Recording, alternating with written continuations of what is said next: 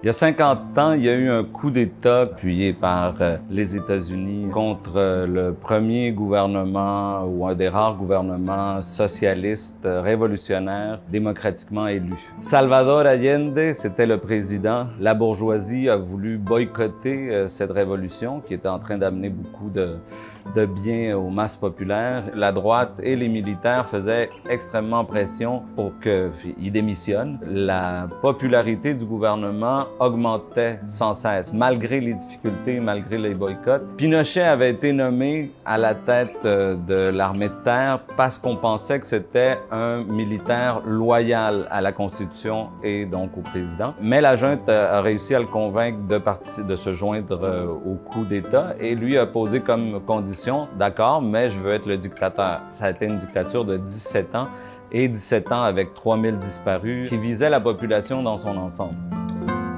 Ce qu'on voulait, c'était faire peur aux gens, à la population dans son entier pour pas qu'elle se mobilise, d'où la pratique des disparus. C'était une politique d'État, on appelle ça du terrorisme d'État et ça, on l'avait au Chili, on l'avait un peu partout. Quand on parle de terreur d'État, il n'y a pas juste les détenus disparus, il y a aussi l'état de siège. Pendant 5 ans, de 73 à 78, il y avait des couvre-feux. Après 8 heures, on fermait les lumières dans les quartiers populaires et des camions avec des mitraillettes se promenaient et tiraient parfois dans les fenêtres lorsqu'ils voyaient de la lumière. C'est ça, terroriser une population. Il y a eu une résistance nationale, des personnes sont restées, mais beaucoup ont dû fuir le pays. Il y a eu des exilés politiques un peu partout, beaucoup au Québec, notamment grâce aux liens de solidarité qui existaient entre les syndicats, certains partis politiques, mais surtout l'Église catholique.